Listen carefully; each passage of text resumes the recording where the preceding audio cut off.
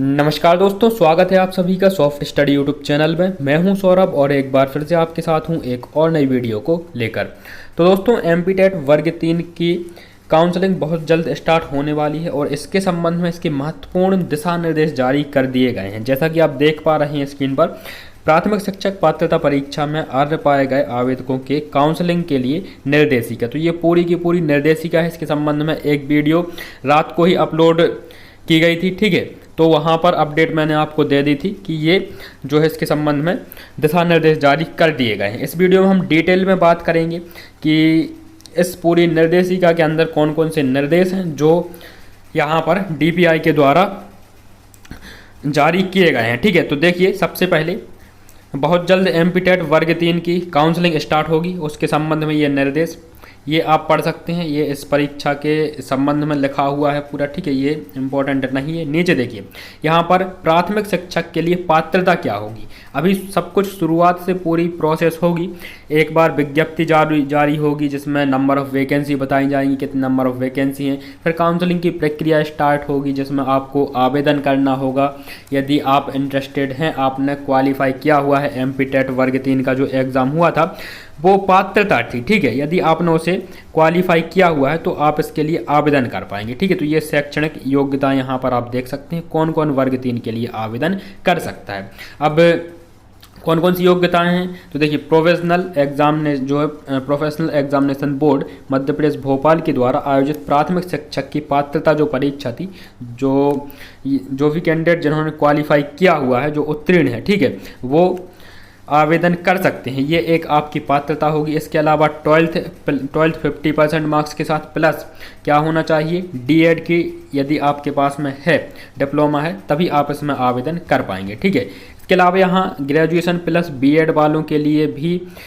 Qualification दी हुई है, लेकिन यहाँ पर फिर से वही बात की हुई है, एक ब्रिज कोर्स करना होगा और इन पर विचार किया जाएगा, ठीक है। केवल विचार किया जाएगा, यही यहाँ पर अभी भी दर्शाया गया है, ठीक है। इसके अलावा एक और क्वालिफिकेशन है, यदि आपने 12th के पास साथ साथ प्रारंभिक शिक्षा शास्त्र में 4 वर्षीय स्नातक उपाधि VLED या फिर DLED आपने किया हुआ है तो भी आप इसमें आवेदन कर पाएंगे, ठीक है। यहाँ पर ये DLED के संबंध में।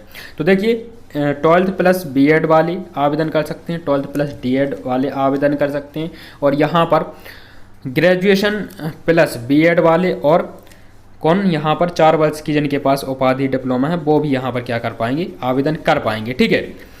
आगे बढ़ते हैं और जो इम्पोर्टेंट यहाँ पर दिशा निर्देश हैं आयु के संबंध में। न्यूनतम आयु 21 रखी गई है, अधिकतम आयु यहाँ पर रखी गई है।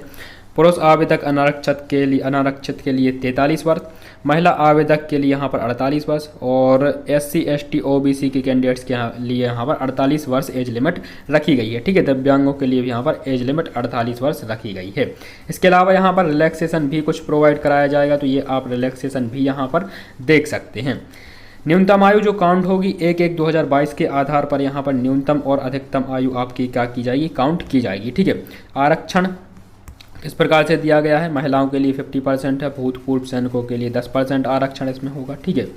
इसके अलावा दिव्यांगों के लिए 6% आरक्षण यहाँ पर प्रोवाइड कराया गया है, ठीक है। तो ये आप पूरे के पूरे निर्देश यहाँ पर पढ़ सकते हैं।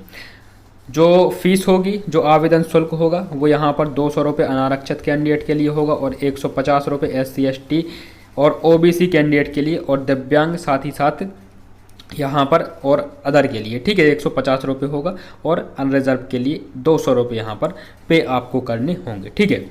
इसके अलावा देखिए, ये चरण है, तो महत्वपूर्ण गतिविधियाँ ये आपके चरण है। स्थानीय समाचार पत्रों में विज्ञप्ति जो है प्रकाशित की जाएगी, ठीक है।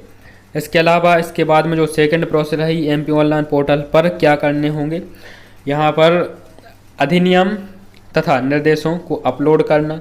फिर इसके बाद में अतिथि की श्रेणी में आने वाले आवेदकों के चिन्हांकन हेतु पंजीयन करना। इसके बाद में आपकी आगे की प्रोसेस होगी, ठीक है।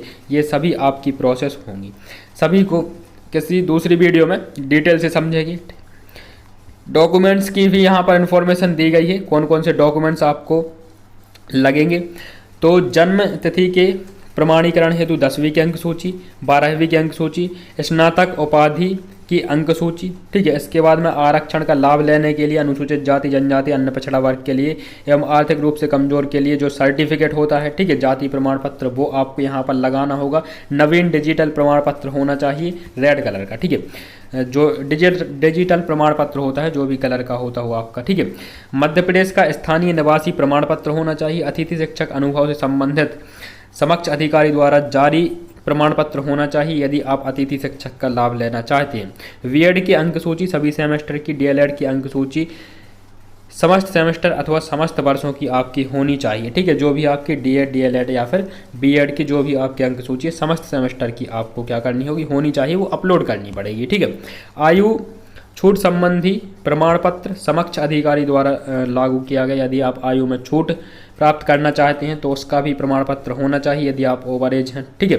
इसके अलावा उपनाम परिवर्तन, यदि आपका किसी भी प्रकार से नाम परिवर्तन हुआ है, कास्ट में परिवर्तन हुआ है, ठीक है, तो उसका भी आपके पास एक शपथ पत्र होना चाहिए। तो ये इंपॉर्टेंट डॉक्यूमेंट्स है जो आपको वर्ग 3 के लिए लगेंगे, ठीक है। ये सिलेक्शन प्रोसेस रहेगी।